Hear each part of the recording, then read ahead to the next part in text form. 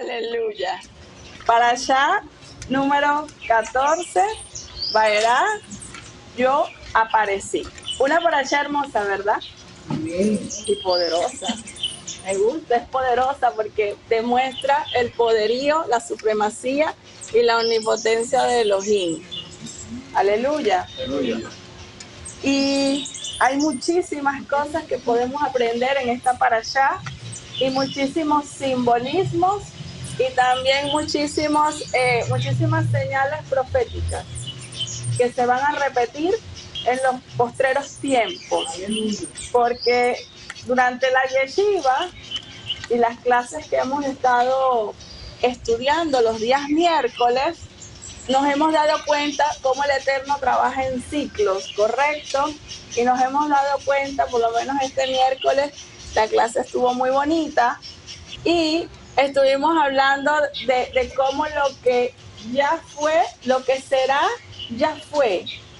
Y lo que será ya ocurrió y él busca lo que ya ocurrió, ¿correcto? Hablábamos de eso.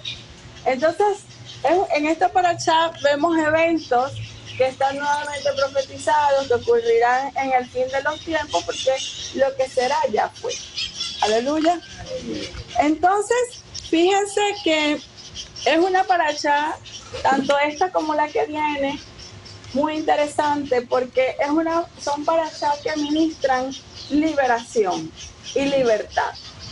Porque nuestro Elohim es un Elohim de libertad. A él no le gusta la opresión, o a él no le gusta tener a sus hijos oprimidos, cautivos, encadenados. Él es un Elohim de libertad. Y en ese sentido, estas dos parashá, tanto esta como la que viene, los animo a que las estudien con detenimiento, las lean, porque sé que el Ruach del Eterno les va a ministrar libertad. Porque es un tiempo de libertad.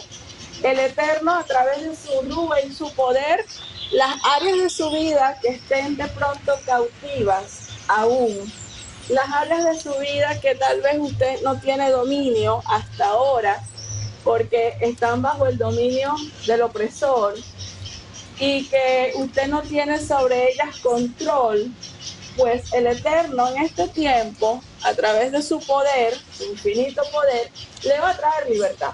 Amén. Y nos va a ayudar a entonces a tomar el control de esas áreas de su vida, sea cual sea, emocional, espiritual, mental, de los pensamientos, del cuerpo físico, incluso de las finanzas. Si la persona es un gastador compulsivo, sabían que eso también existe, de tantas cosas, tantas áreas de nuestra vida. Usted ore con emuná y lea la palabra y declárela con emuná y el Eterno traerá libertad. Amén. Amén. Aleluya. Entonces, vemos cómo en esta parashá, una de las primeras cosas al inicio que nos muestra era la autoestima inadecuada que tenía Moshe. A pesar de haber sido criado, por supuesto, en un palacio egipcio y haber durado 40 años como un miembro de la casa real egipcia, a los 40 años asesina a un egipcio y huye. Pasa 40 años trabajando como pastor de ovejas. Bueno, allí se casa, forma su familia con Sípora en Madián, donde está su suegro, Itro. Y a los 40 años entonces es llamado al ministerio. Ya tendría 80. Y vemos cómo, a pesar de ser un hombre de 80 años que había vivido por muchas cosas, aún había en él esos rasgos de baja autoestima, de no considerarse digno, de no considerarse apto, de no considerar que tenía las habilidades, las destrezas, el talento, o más allá de una habilidad, destreza o talento, de no reconocer que el Elohim del cielo y de la tierra lo iba a usar y podía hacer con él una gran obra. Y vemos eso en Moshe al inicio de la parashá, y vemos también el disgusto y la incomodidad del Eterno con él por esas palabras que él le decía y cómo se negaba a atender el llamado y el servicio. Y él se catalogaba a sí mismo, una de las frases que usó fue: si yo soy un pobre orador, haciendo alusión de que él era una persona que realmente no tenía la habilidad léxica, la habilidad de oratoria, la habilidad tal vez para hablar. Tal vez, dicen los historiadores, pueda que tenía un defecto físico y no hablaba fluido, o de pronto dicen algunos historiadores, se cree que era gago o se cree que tendría algún defecto del habla. Bueno, no lo sabemos con exactitud porque la palabra no lo refleja así. Sin embargo, lo que sí leemos es que él se llamaba a sí mismo pobre orador. También eso puede tener que ver con ese temor, personas que tienen temor de pronto a hablar en público, personas que son de pronto introvertidas o personas de pronto que no tienen esa facilidad para expresar sus ideas de una manera coherente, lógica, inteligible, ¿verdad? Es muy amplio lo que podemos interpretar cuando él decía eso. Lo cierto es que a Elohim le molestó y le dijo: ¿por qué te menosprecias? Si yo te estoy llamando y te estoy mandando, no voy a ayudarte en esa obra. ¿Cómo vas a poner eso como excusa? Recibe pues esa exhortación de parte de Elohim, y eso nos enseña a cada uno de nosotros que cuando el Eterno nos llama a hacer una obra con Él y en Él y para Él, no le pongas excusas, porque no hay excusa que valga. Aleluya. Aleluya. Si a ti el Eterno te manda a hacer algo, no le pongas excusas, porque el Eterno en su sabiduría sabe que lo vas a hacer, y aún lo que te falta, Él te lo va a añadir. Lo que sea que no tengas en ese momento para hacer esa obra, entonces el Eterno en el camino te lo provee. Pero no pongas excusas. No le te pongas al Eterno decirle lo que no tienes, lo que te falta o lo que careces. Porque es tonto actuar así delante del Todopoderoso. Aún lo que te falta, Él lo sabe. Lo que todavía no tienes, también lo sabe. Y si te está mandando a hacerlo, es porque ya está garantizado de que lo tienes. Porque el futuro ya está. El futuro ya es. Porque lo que fue, ya ha sido. Lo que será, ya ha sido. Entonces, lo que te falta, ya lo tienes. Porque la eternidad no se maneja por líneas cronológicas de pasado, presente y futuro. ¿Sabías eso? La eternidad, o sea, tú conoces lo que es la línea de tiempo cronológica en nuestras mentes finitas humanas. Entendemos de líneas de tiempo cronológicas, y en nuestras mentes finitas humanas, adaptados y sujetos a estos cuerpos físicos que nos dieron por la caída, que no era el cuerpo original, para nosotros solamente puede existir una línea de tiempo cronológica. No podemos entender cómo una persona, en lugar de hacerse más vieja, se puede hacer más joven, ¿verdad que no? ¿Te vio la película El curioso caso de Benjamin Button? ¿Verdad que eso en nuestra mente es absurdo? Eso no puede pasar. Una persona va a nacer vieja y va a morir niño. No, eso es absurdo. En la mente humana y en este sistema terrenal en el que vivimos. Pero es que resulta que en la eternidad no hay etapas, ni hay cronología. La línea de tiempo que tú conoces es solamente, imagínate el océano infinito y un pedacito así de tiempo, de principio a fin, en una inmensidad así de eternidad circular que solamente da vueltas. No sé si está profundo, ¿verdad? En una eternidad circular que simplemente da vueltas una y otra vez, que es en donde está el Eterno, o mejor dicho, Él es la eternidad, Él es el Eterno, ¿verdad? Y todas las dimensiones físicas, espirituales y todas las que existan, las 4 o 5, no sé, todas las que puedan existir, todas las dimensiones habitan en él. Entonces, todas las dimensiones que están en él y la eternidad en la que él está, y él es la eternidad, en esa eternidad circular tú vas a encontrar un pedacito así, una cosita, pero una cosita así, y eso se llama el tiempo humano, que tiene un principio y un fin. Mientras estás en este cuerpo, luego sales de ese tiempo y vuelves a entrar en la eternidad perfecta, donde todo ya es y ha sido. Entonces, por eso poner excusas no tiene sentido. Aleluya. Aleluya. Avanzamos, ¿sí? Sí.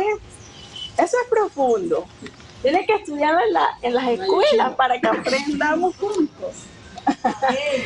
Aleluya. Entonces, no te menosprecies, no te subestimes, ni digas lo que no tienes y lo que te falta. Aleluya. Con Elohim todo lo puedes. Y con Elohim todo lo tienes. Vemos en esta parashá cómo el Eterno, por supuesto, demuestra su poder, sus señales, sus maravillas, sus milagros, sus prodigios y todo este tipo de cosas. Un milagro y un prodigio tienen una misma definición. Cuando usted los busca, milagro y prodigio significan prácticamente lo mismo. Milagro y prodigio son los sucesos extraordinarios, es decir, diferentes a lo normal, diferentes a lo ordinario, que no pueden ser explicados por las leyes. ¿Cuáles leyes? Las leyes terrenales. Esta tierra, este planeta en el que nosotros estamos viviendo, tiene leyes. Y las leyes no las inventaron los científicos, olvídense de eso. Los científicos no inventaron leyes. Todo es creado por Elohim y él permite que la gente lo vea, se lo muestra a algunos, incluso a los científicos, y después ellos le ponen su nombre y dicen que ellos lo inventaron, pero es mentira.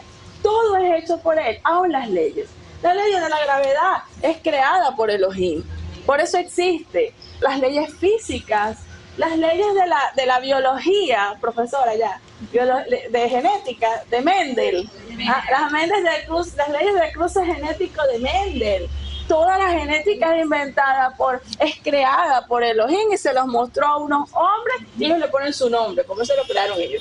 Y así cada una de las leyes físicas y las leyes químicas y las leyes de todo tipo.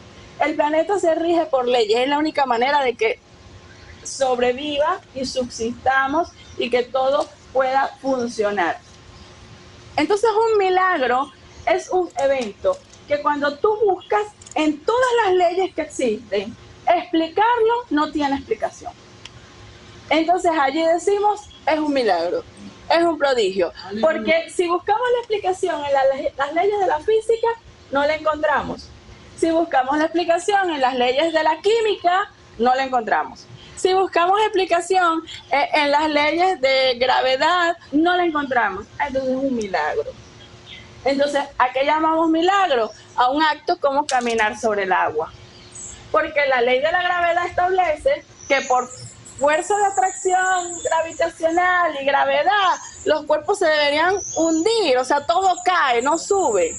Entonces, ¿cómo va a flotar un cuerpo pesado sobre el agua, siendo que no tiene la materia o la consistencia para flotar? Entonces, comienzas a buscar una explicación por ley de gravedad y no la encuentras. Es un milagro que Yeshua y Kefas, Pedro, caminaron sobre el agua.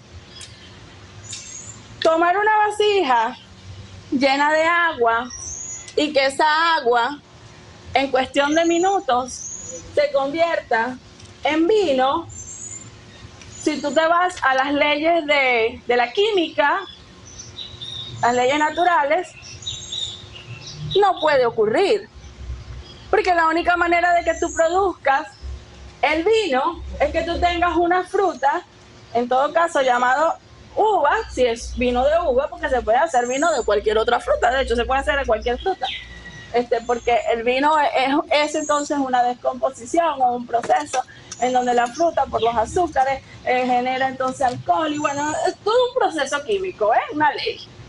Entonces, como una vasija donde no hay una fruta que se fermente, que genera alcohol, que el azúcar y todo ese proceso se va a convertir en vino. Y además en cuestión de minutos, cuando eso toma tiempo. Desafía la ley, por lo tanto es un milagro. Aleluya. Aleluya. Pero hay cosas que Elohim hace y no son milagros, pero igualito Él las hace y son buenas.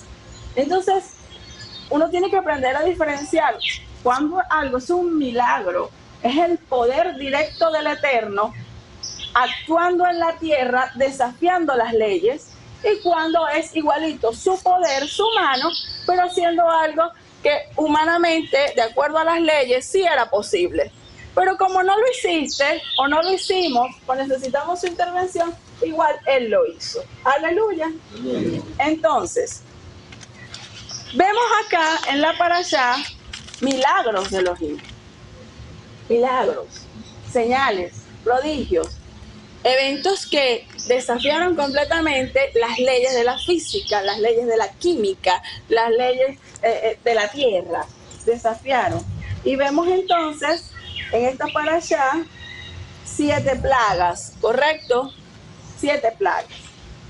Usted debe entender, amado, que en el contexto de la palabra, una plaga representa un juicio.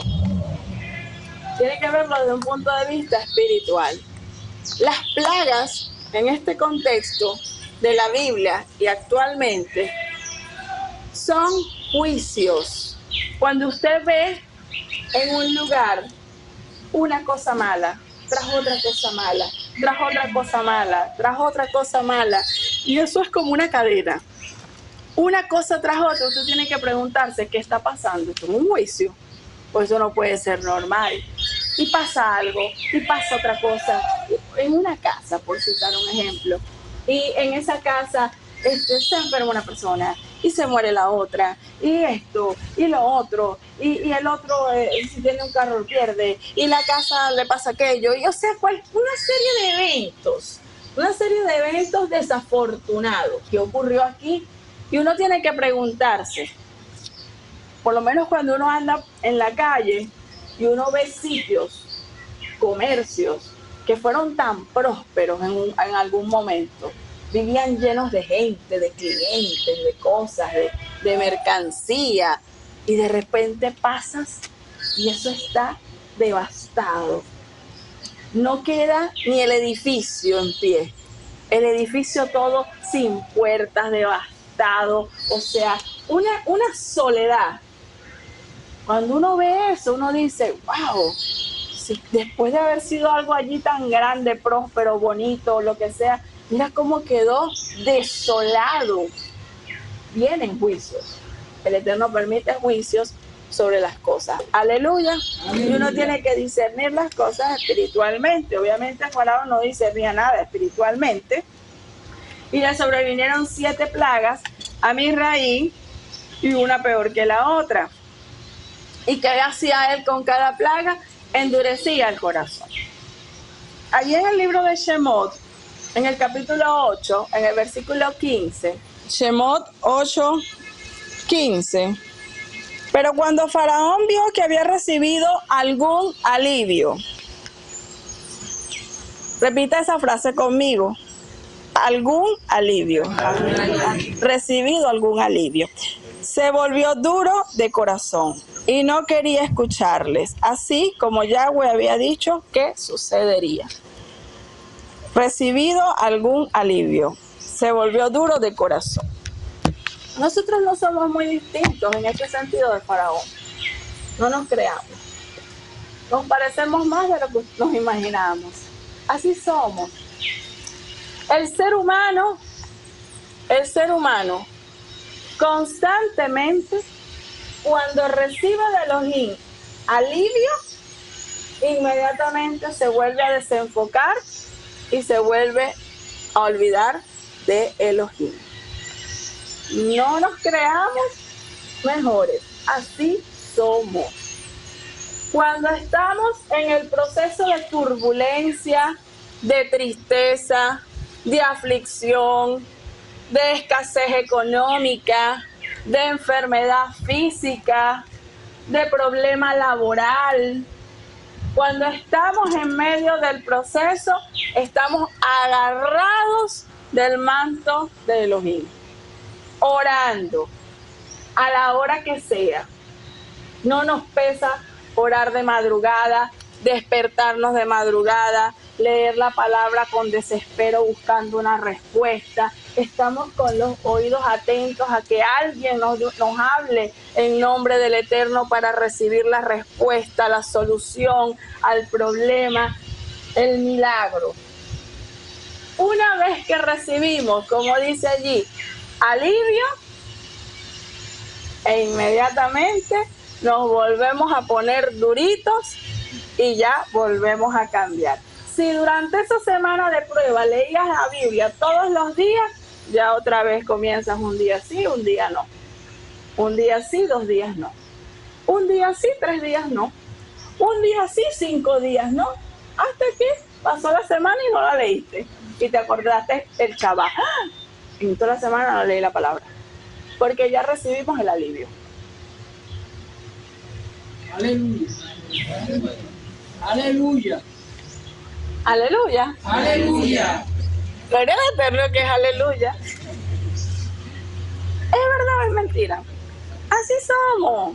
No nos engañemos. Así somos. Nadie nos está escuchando, solamente el Eterno.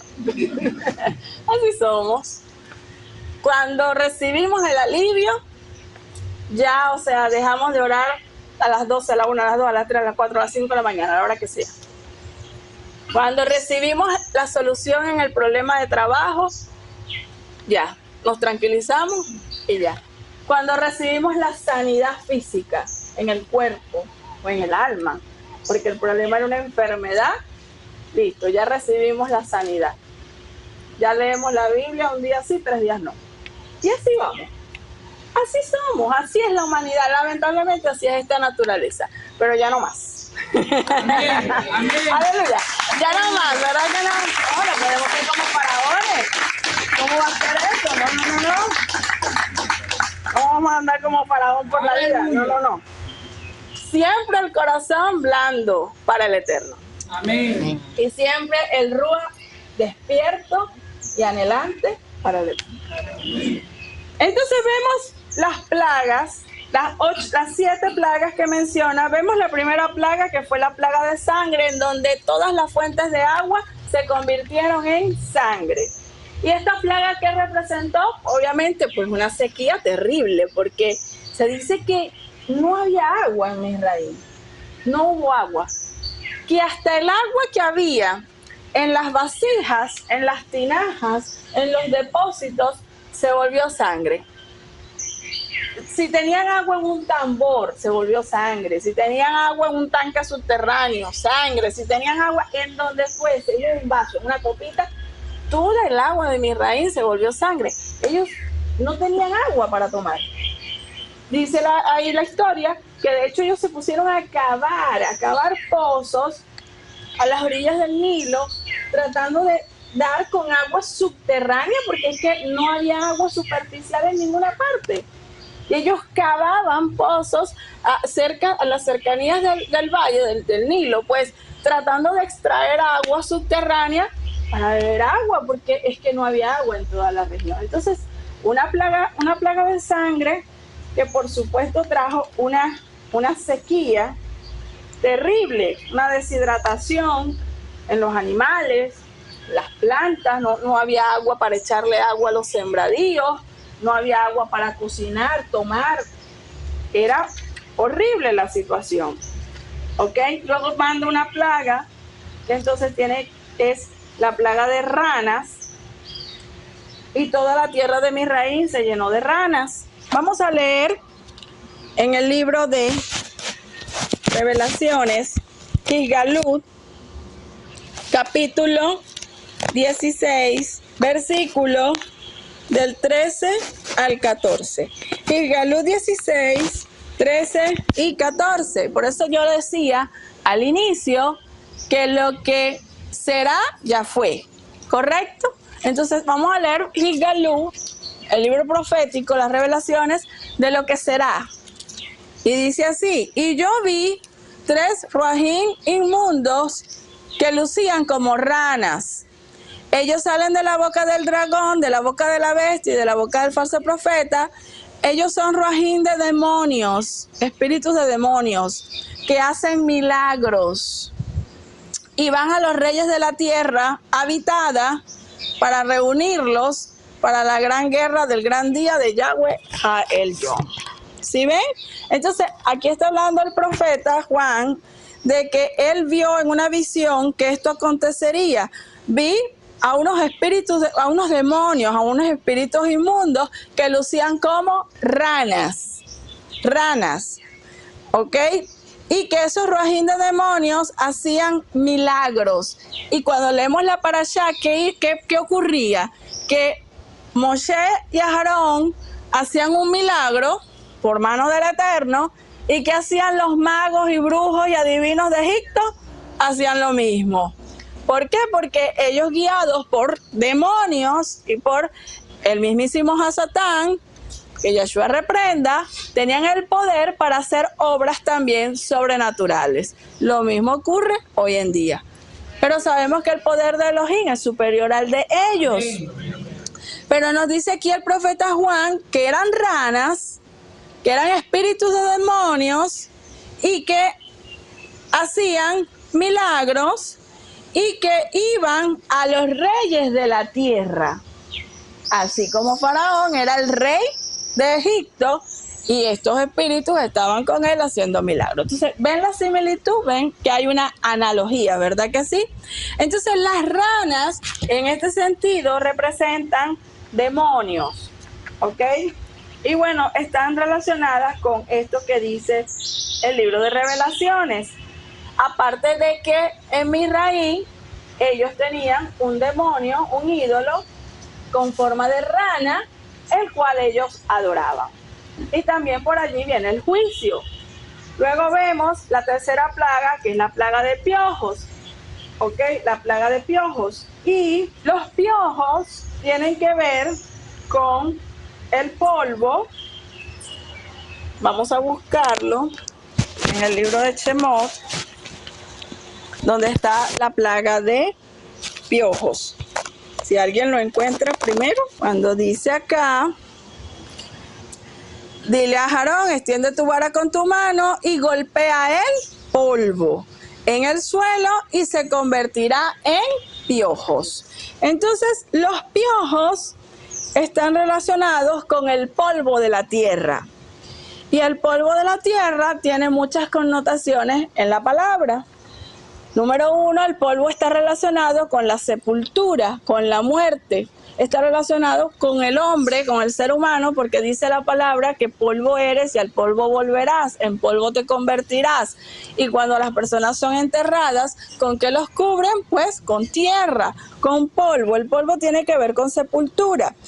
Pero también el polvo tiene una connotación de sacudirse el polvo. Vamos a leer en el libro de Mateo, Matillahu, capítulo 10, versículo 14. Esto lo dijo el Adón Yeshua, el maestro, dijo así: cuando entren en una casa, cuando entren en casa de alguien y digan Shalom Alejem, si la casa lo merece, dejen que su shalom repose sobre ellos, si no, dejen que su shalom regrese a ustedes. Pero si las personas de una casa o pueblo no les dan la bienvenida o no les prestan atención, salgan y sacudan el polvo de sus pies. Sacudir el polvo de los pies. Entonces, es una frase, sacudir el polvo de los pies, significa romper toda relación, toda conexión con alguien. Eso es sacudirse el polvo de los pies. Cuando tú decides cortar, romper toda alianza, acuerdo, pacto, amistad, familiaridad, relación laboral, relación sentimental, de la índole que sea, te sacudes el polvo de los pies con esa persona, rompes esa relación con esa persona y ya no tienes más nada que ver espiritualmente, económicamente, físicamente, emocionalmente, sentimentalmente con esa persona. ¿Ok? Es un simbolismo, es un acto, por decirlo así, muy hebreo, pero que tiene una connotación, por supuesto, muy, muy espiritual. Esta parashá habla de eso. Lo vamos a leer en un momento, en la plaga de las moscas, que es la cuarta plaga, justamente después de los piojos, habla acerca de eso, lo que es entonces romper esas conexiones. Dice acá en la parashá que la cuarta plaga fue de moscas y dijo Elohim, yo distinguiré entre tu pueblo y mi pueblo. Fue lo que le dijo Elohim. Yo distinguiré entre el pueblo tuyo, Faraón, tu pueblo, y el pueblo que es mío. Voy a hacer una distinción. Y entonces la parashá, en lo que es la lectura del Brit Hadashah, del nuevo pacto, pues, o pacto renovado, dice acá en segunda a los Corintios, vamos a leerlo, segunda a los Corintios, capítulo 6, versículo 14. No pongan yugo sobre ustedes mismos, es decir, unión, alianza, relación. Eso es lo que significa yugo. No te unas, no te relaciones, ¿ok? No te ates. Uniéndose en una yunta, metiéndote en una relación, en un pacto, en un acuerdo con los incrédulos. Pues, ¿cómo podrán ser socios la justicia y la anarquía? ¿Qué compañerismo tienen la luz con la oscuridad? ¿Qué armonía puede haber entre el Mashiach y Belial? ¿Qué es lo que un creyente tiene en común con un incrédulo? ¿Qué acuerdo puede haber entre el templo de Yahweh y los ídolos? Porque nosotros somos el templo de Yahweh. Como Yahweh dijo, yo moraré en ellos y caminaré entre ustedes, yo seré su Elohim y ellos serán mi pueblo. Por lo tanto, Yahweh dice, salgan de en medio de ellos, apártense a sí mismos, ni siquiera toquen lo que es inmundo, entonces yo los recibiré. De hecho, yo seré su padre y ustedes serán mis hijos e hijas, dice Yahweh Sebaot. Por lo tanto, mis queridos amigos, puesto que tenemos estas promesas, purifiquémonos de todo lo que pueda profanar tanto cuerpo como el espíritu.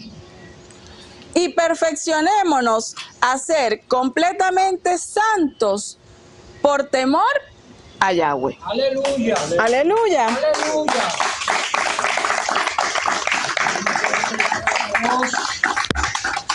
Entonces, la plaga de moscas, que es la cuarta plaga, dice acá que estuvo en toda la tierra de Misraí, pero no en la tierra de Goshen. ¿Y quiénes eran los que vivían en Goshen? El pueblo de Israel, el pueblo de Yahweh. En Israel no había, en Goshen no había ni una mosquita. Y todas las moscas estaban, en donde estaban los egipcios. Aleluya. ¿Por qué? Porque él distingue, diferencia entre su pueblo y los que no son su pueblo. Entonces, ¿cómo si el Eterno distingue o te distingue a ti de los demás? Tú vas entonces a ponerte un yugo y tú mismo te vas a hacer igual a los demás, o tú mismo te vas a poner un yugo, vas a hacer un acuerdo, te vas a meter en una relación amorosa, sentimental, económica, laboral, comercial, de la índole que sea, con una persona que no es pueblo de Elohim.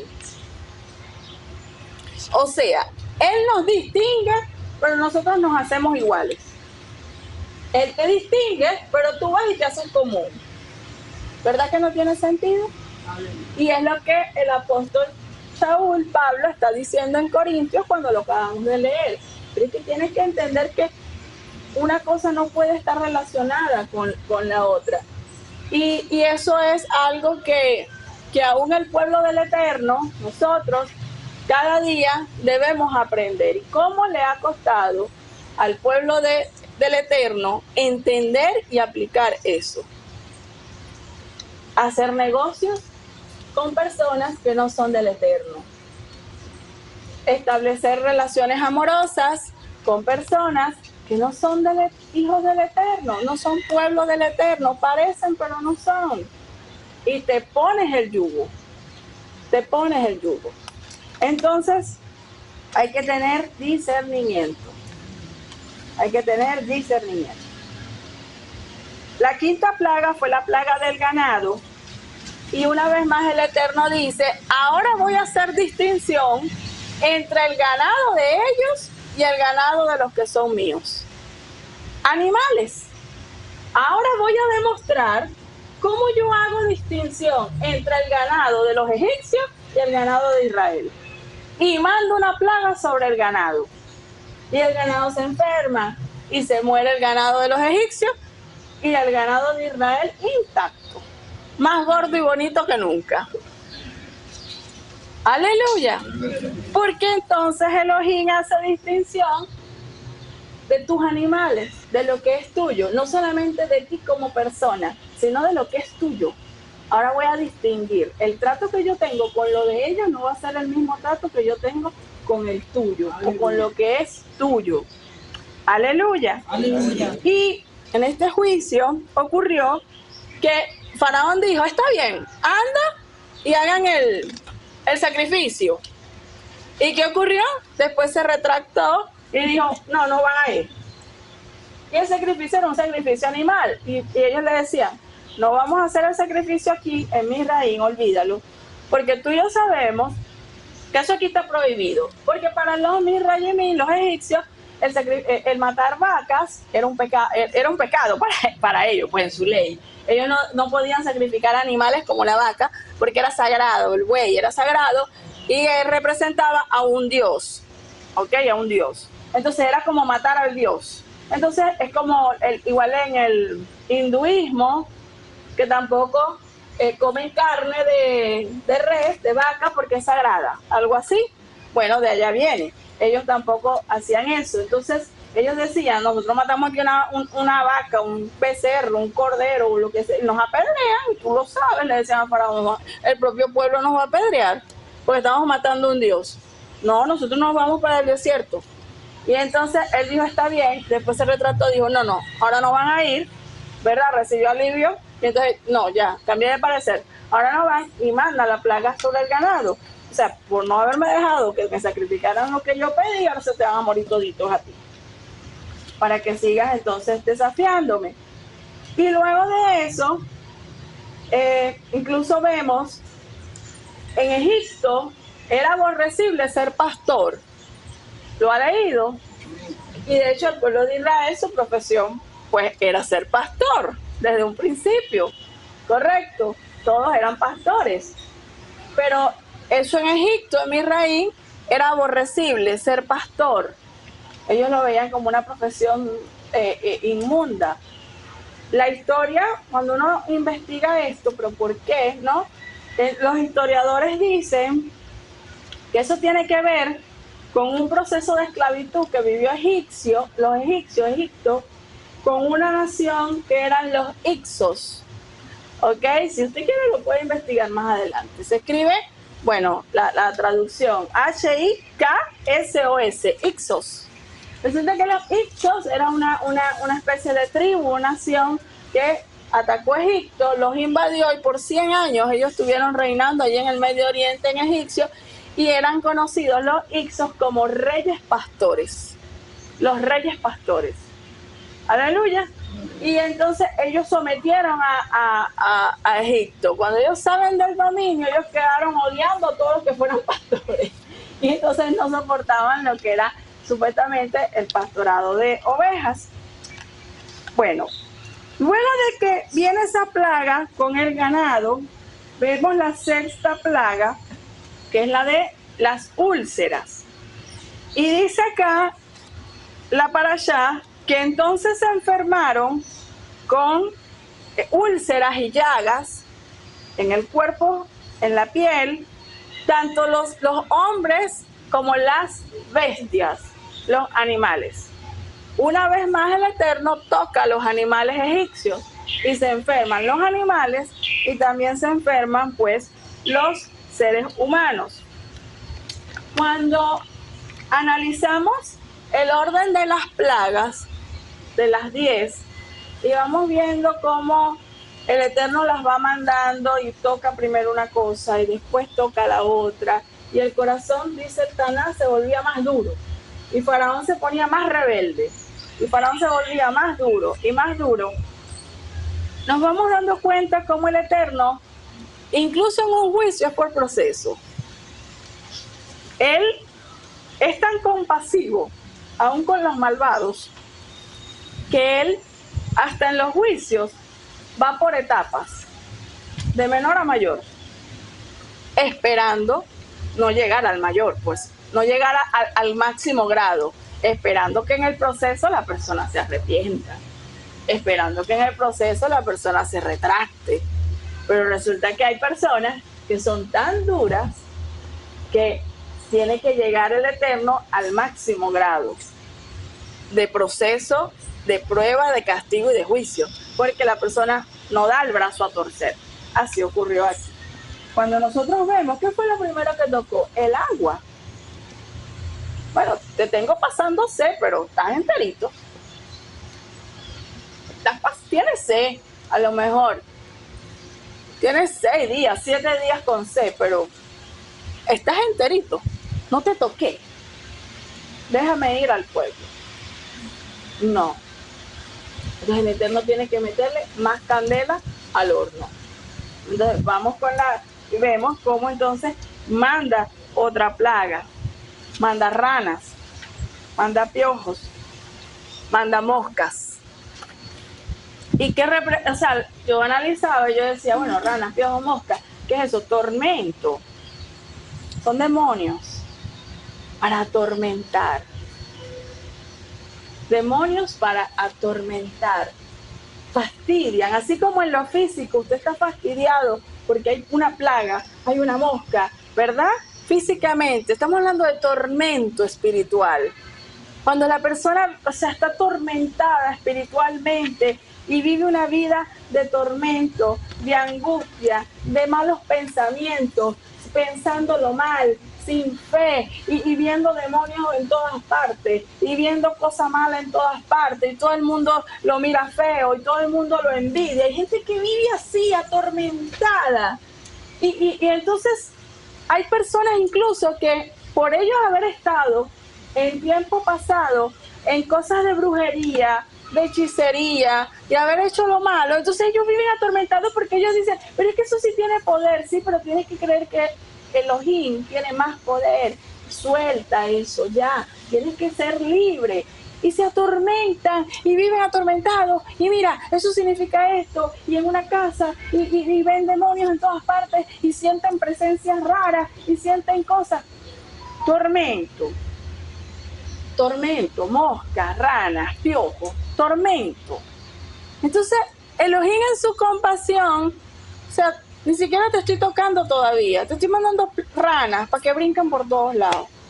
Te estoy mandando moscas para que revoloteen por todas partes, insectos.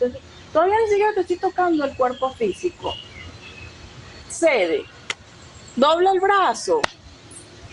Déjame hacer con tu vida, con tu familia, en tu trabajo, con tu ministerio, con tu futuro amoroso, lo que yo quiero hacer contigo. Deja, suelta el control.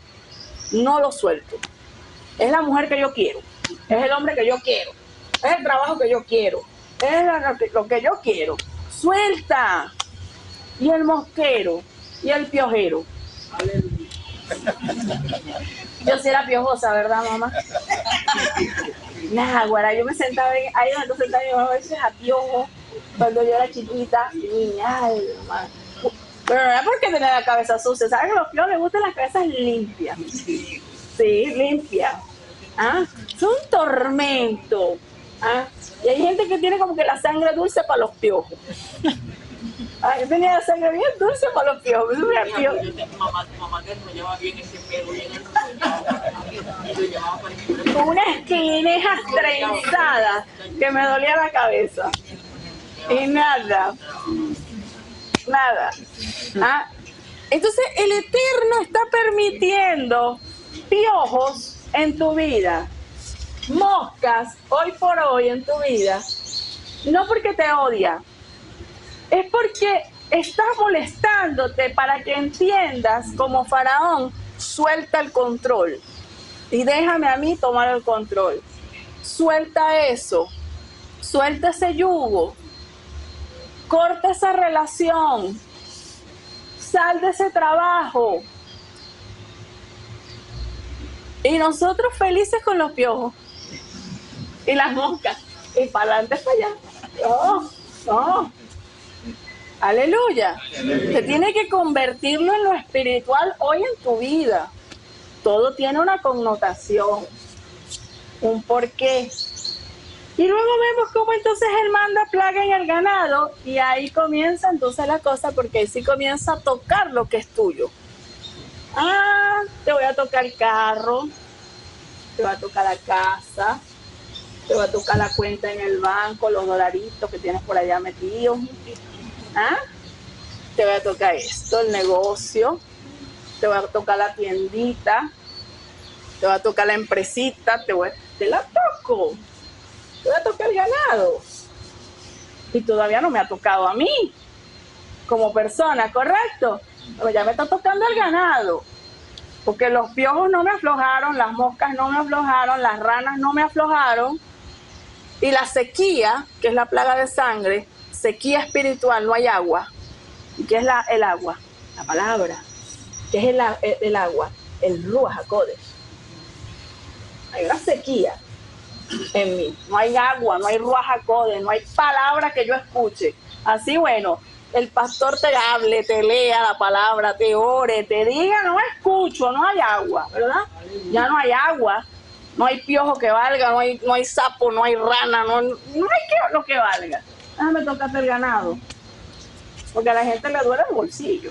Vamos claros en eso.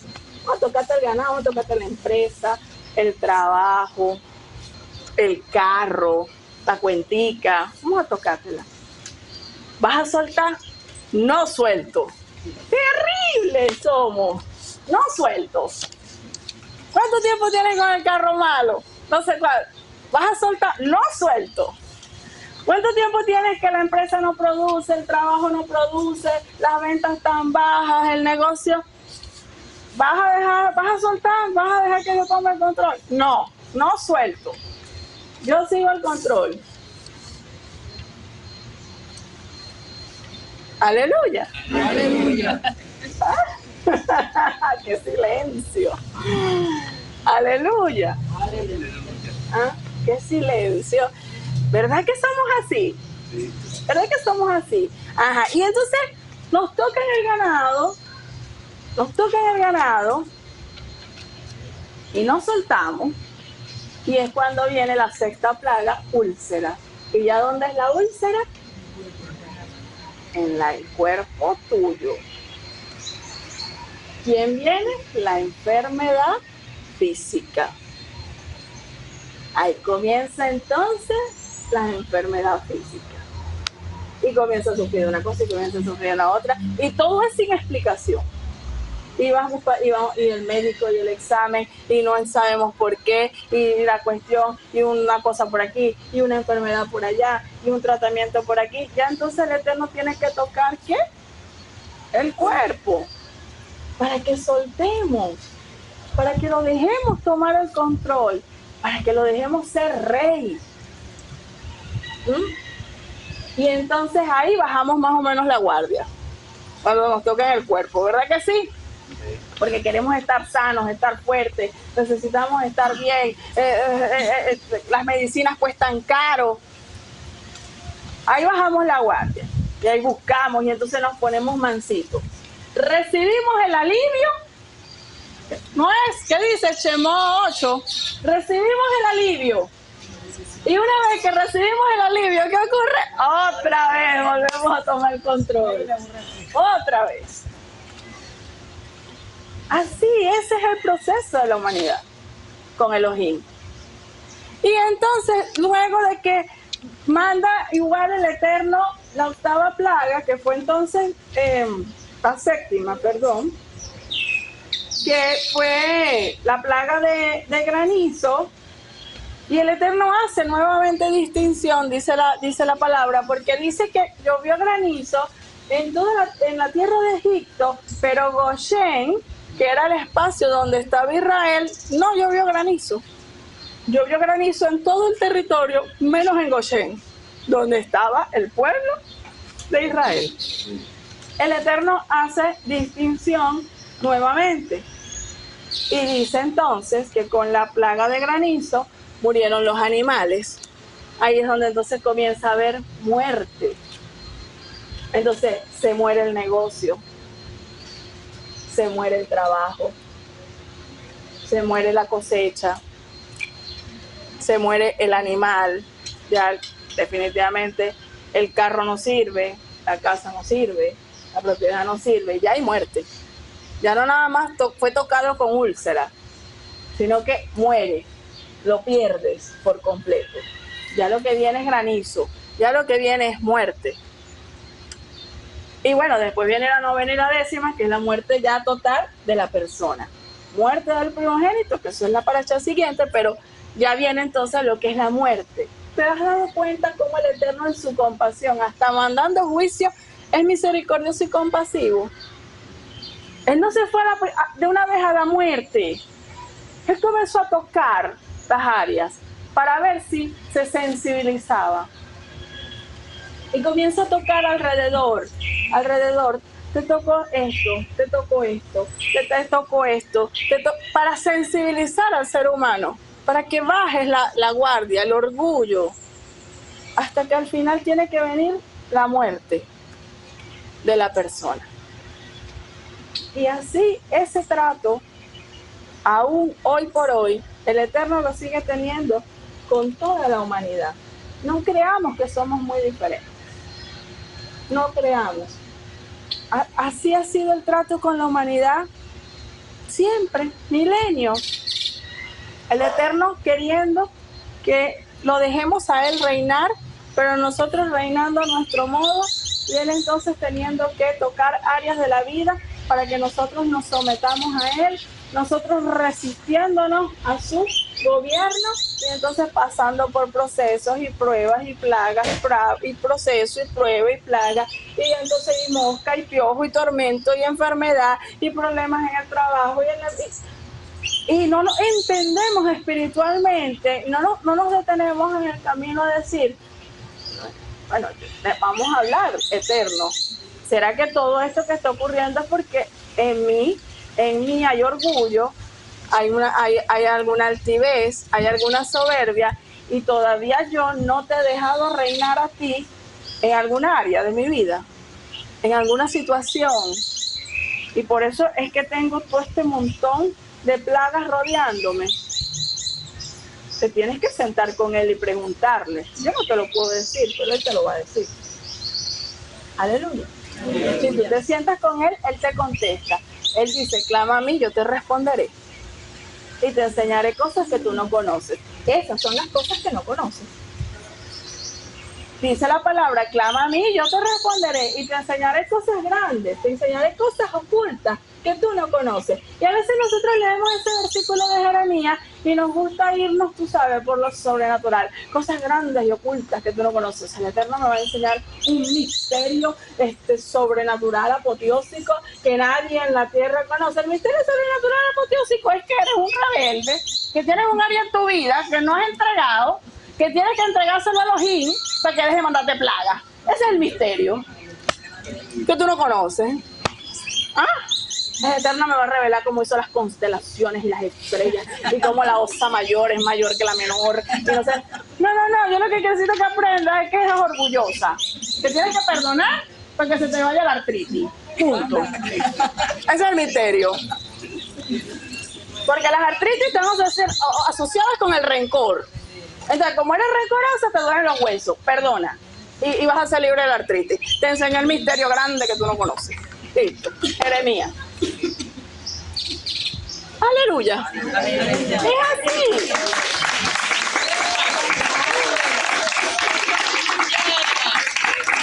Amén. Entonces, cuando leemos la palabra y la aplicamos a nuestra vida, a nuestra condición, creo que lo ministrábamos en una de las clases, creo que fue una de las clases que conversábamos, fue una de las clases, cuando decíamos que a nosotros nos gusta compararnos mucho con lo malo. ¿Se acuerdan? ¿Fue una clase, David? Sí, que nos encantaba compararnos con los malandros, los asesinos, los narcotraficantes. Y claro, nosotros quedábamos como mansa paloma, ¿cierto? Comparándonos con los narcotraficantes, los asesinos, o sea, mansas palomas, santas y lindas. Pero cuando nos comparábamos con Yahshua HaMashiach, quedamos por el suelo, porque quedamos por el suelo porque cuando nos comparamos con la santidad, su bondad, quedamos por el suelo, obviamente. Pero siempre nos comparamos con los malandros, los narcos y con todo este tipo de gente, ¿no? Entonces, igual es esto. O sea, nos comparamos con Faraón y decimos, somos unos santos. Somos unos santos, porque comparados con Faraón, somos unos santos. Pero es con Yahshua que nos tenemos que comparar. Es con Yahshua. Es con él. ¿Cómo era él? Era manso, era humilde. Estaba en un madero sacrificándose y aún estaba perdonando, diciendo yo los perdono porque no saben lo que hacen. Le estaban dando latigazos y estaba diciendo mira, yo te perdono, y dándole latigazos, te perdono por este latigazo, y le daban otro, y por este también te estoy perdonando. Y recibiendo los latigazos y perdonando al que lo estaba flagelando. Es con ese que nos tenemos que comparar.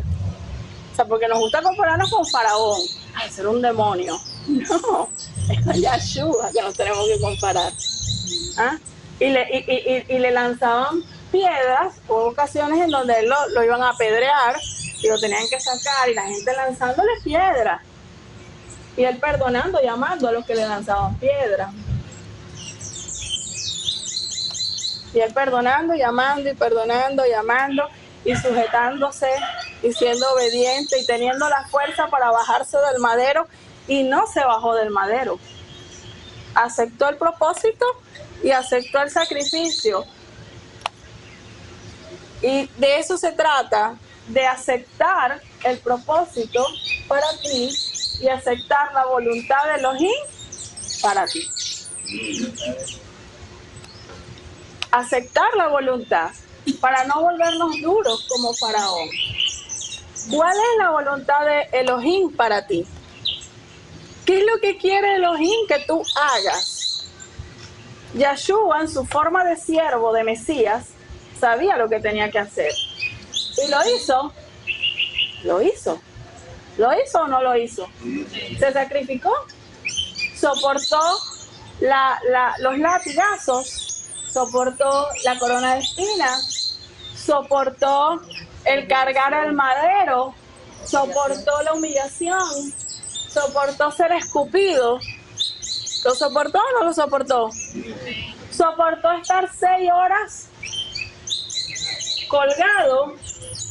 ¿Soportó estar amarrado? ¿Soportó los clavos en las manos, en los pies?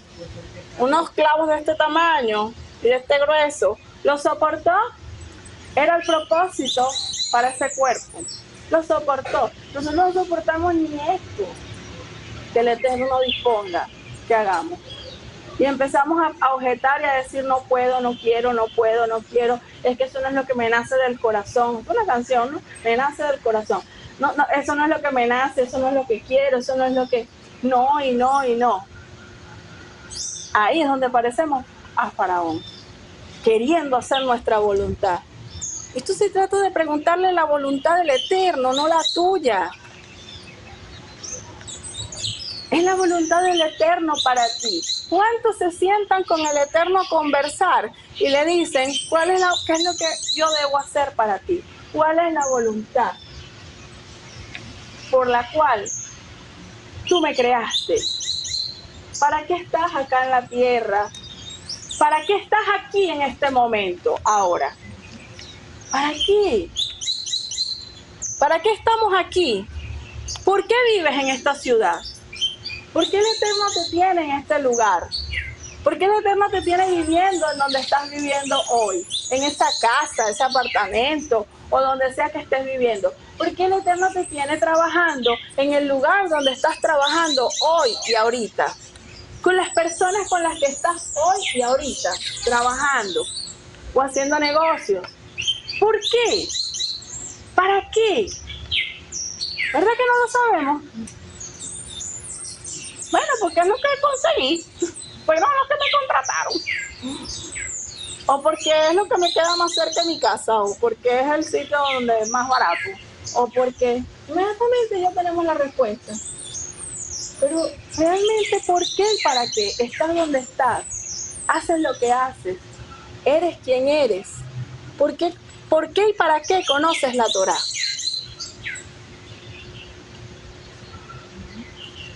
Y de eso se trata. Y eso es lo hermoso de Yahshua, que siendo quien era, Él aceptó el propósito de salvación.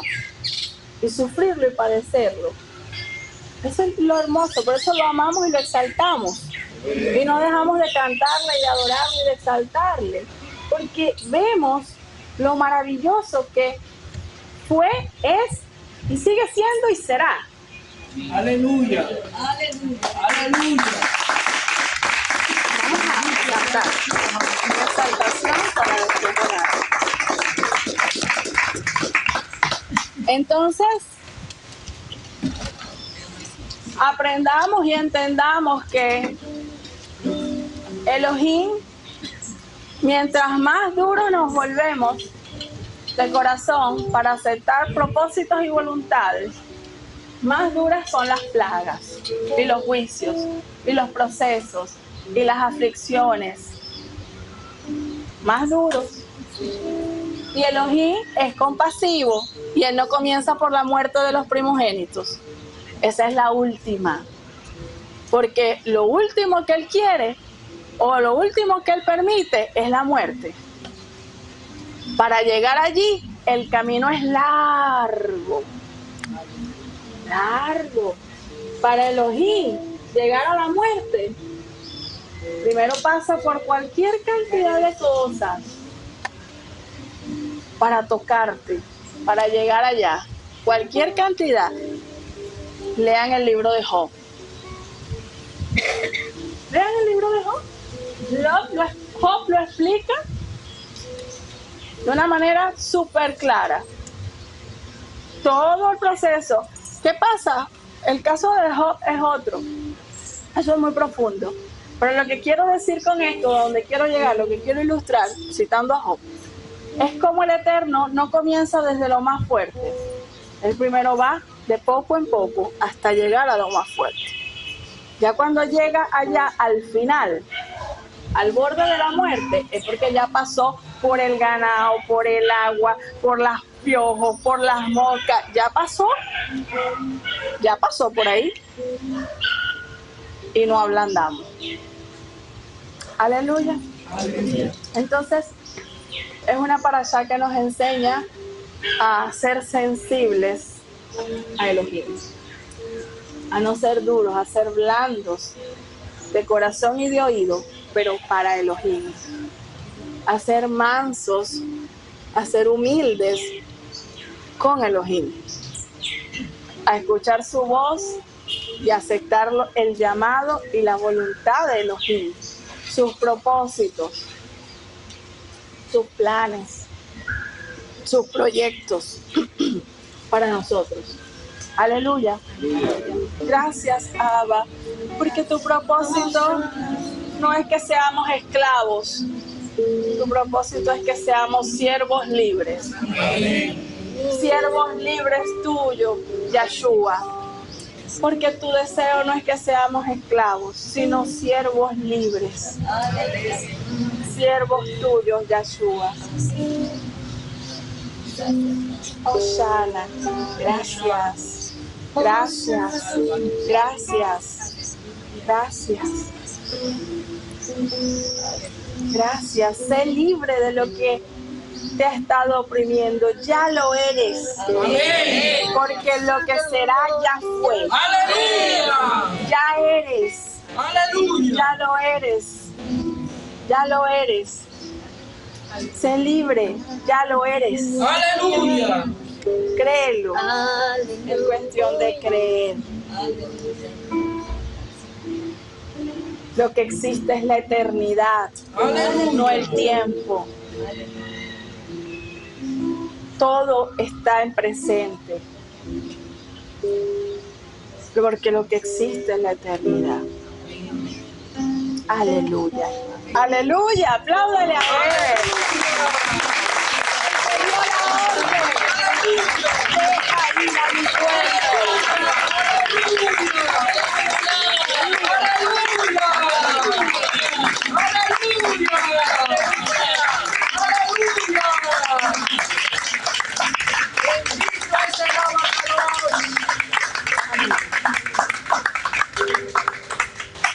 Hay algo importantísimo que nos enseña también la parashá, que tiene que ver pues con Faraón y el libro de Ezequiel, que lo vamos a leer ahorita, que es parte de las Haftará, de los profetas de esta parashá, habla de un cocodrilo, y ese cocodrilo representa a Faraón. Simbólicamente, los faraones son cocodrilos, ¿ok? Simbólicamente en la palabra.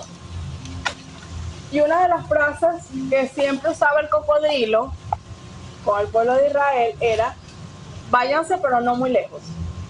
O sea, vayan pero no muy lejos. No muy lejos. Porque así son los cocodrilos. O sea, así es los faraones, así son. Los faraones te sueltan la cuerda un poquito, pero no toda. Ellos no cortan la cuerda, ellos te la sueltan un poquito, pero siempre te mantienen atado a ellos. Entonces te dejan ir y tú crees que eres libre, o que tienes libertad, o que estás bien con esa persona, en la relación que tengas con él, comercial, amorosa, de la índole que sea. Crees que estás bien por un ratico, pero después vuelven a tirar la cuerda y las cosas vuelven a estar mal. Y entras en un ciclo de toxicidad, como se conoce ahorita muy modernamente.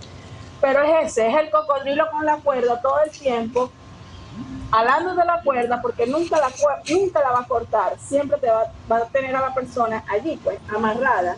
Vete pero no muy lejos, vete pero no muy lejos, vete pero no muy lejos, te suelto y te hablo, te suelto y te hablo. Y uno tiene que aprender a distinguir esos faraones en esta vida. Aleluya. Tienes que aprender a distinguirlo. Y una de las cosas que más le molestaba a Elohim de Faraón en la historia es que él decía que el Nilo era su río, que el Nilo era suyo. O sea, que el río Nilo era de Faraón, ese era su río. Y el Eterno se molestaba porque decía: ese no es tu río, ese es mi río. O sea, yo hice el Nilo. En la creación, yo creé todas las fuentes de agua, mares, océanos, lagunas, laguitos, lo que sea. Yo los hice. El Nilo es mi río, no tuyo. Y Faraón decía que era suyo. Y de hecho tenía hasta un dios, un ídolo, porque era un ídolo que cuidaba el Nilo, y por eso le vuelve el Nilo sangre. No, es tu río, te lo voy a volver sangre. Entonces aprendía con esta historia también cómo el Eterno en su celo no te adjudiques como tuyo lo que no es tuyo. Todo es de Él y proviene de Él. No digamos, lo hice yo, fue obra mía, porque yo soy inteligente, soy creativa, no, todo es de Él. Aleluya. Lo que es suyo, y te permite por su gracia conocerlo, administrarlo, saberlo, tenerlo. Te lo permitió por su gracia, por amor, pero no es tuyo, es de Él. Todo lo hizo Él, todo lo hace Él. Y el Eterno toca los corazones de las personas para aceptar incluso hasta su nombre, e invocar su nombre y hacer las cosas en su nombre. Aleluya. Y Y vemos cómo él le hablaba aquí a Moshe y decía su nombre, ¿no? La Reina Valera no lo dice, pero por lo menos la Kadosh sí lo dice, y otro, el original. Ellos explican, los lingüistas, pues explican que en el hebreo no hay signos de puntuación de pregunta. Por lo tanto, cuando en la palabra está escrito algo con pregunta, no sabemos porque no hay signo de interrogación. Entonces hay cosas que de repente son traducidas y son preguntas o no son preguntas y no se sabe porque no está el signo. Y de repente, y hubo de hecho una frase allí que estuvimos leyendo en la parashá, que la Biblia, pues, Reina Valera, lo establece como una afirmación o como una negación. No me di a conocer a tus padres por mi nombre. Pero no es una negación, es una pregunta. No me di a conocer a tus padres por mi nombre, y ya ella está diciendo que ellos conocían el nombre. Entonces, ¿qué pasa? Esto es un proceso, amados, para que usted lo discierna y lo reconozca. Cuando las personas dejan de invocar el nombre del Eterno, porque ya no lo quieren decir, acto seguido lo que van es a dejar de estudiar la Torah escrita y van a empezar a estudiar libros de sabios, de rabinos, el Midrash, el Zohar, el Talmud y la Torah oral, los Takanot y todo lo que les viene después. Eso es un proceso. Eso es un proceso. Lo primero que hacen es dejar de decir su nombre, porque es profanarlo, y después inmediatamente comenzar a buscar Talmud, Midrash, Zohar y todo lo demás. Eso es así.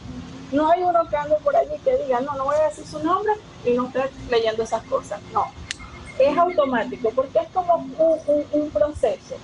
Y el mismo enemigo se ha valido también de eso. Entonces, su nombre tiene poder y es en su nombre que nosotros haremos milagros, señales y prodigios. Porque en su nombre fue que Moshe sacó a Egipto, a Israel de Egipto con señales, milagros y prodigios. Fue en su nombre. Lo primero que le dijo el Eterno, vas a ir en mi nombre y en mi nombre vas a hacer las señales. Amén. Entonces es su nombre. Él sensibiliza los corazones para recibir su nombre. Cuando usted ve una persona que no quiere aceptar su nombre, que no quiere llamarlo por su nombre original hebreo, bueno, ese corazón está duro. Porque el que tiene el corazón manso y sensible y dulce, reconoce, es verdad, ese es su nombre y lo voy a invocar y ve el poder. Aleluya. Pero cuando usted ve por allí la gente que no, que ese no es su nombre, que su nombre es este, que su nombre es lo otro, o peor aún, conocen el nombre y ahora no quieren mencionar el nombre, o conocen el nombre y ahora le cambia el nombre. Bueno, eso es un proceso, pero usted conoce su nombre. Aleluya. Aleluya. Por su nombre hará grandes cosas. Vamos a leer rápidamente Ezequiel. Vamos a leer Ezequiel, que es la Haftará de los profetas, y vamos entonces a presentar nuestras ofrendas.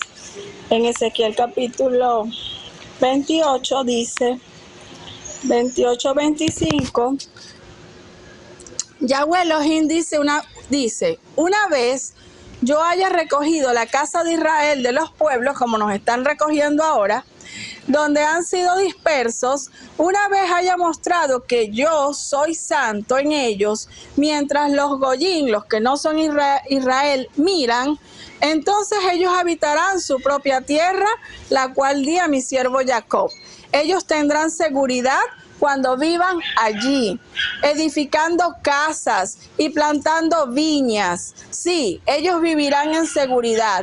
Una vez yo haya ejecutado juicios, plagas, ¿verdad?, contra todos sus vecinos escarnecedores. Entonces ellos sabrán que yo soy Yahweh su Elohim. Aleluya. Entonces, en medio de cualquier Egipto, circunstancia, problema, prueba o situación mundial, el Elohim nos da una promesa que debemos creer. Él nos va a permitir vivir en una buena tierra. Él nos va a permitir edificar una casa. Él nos va a permitir sembrar una viña. Y aparte nos va a permitir estar seguros, tranquilos. Aleluya. Aleluya, apláudale a él.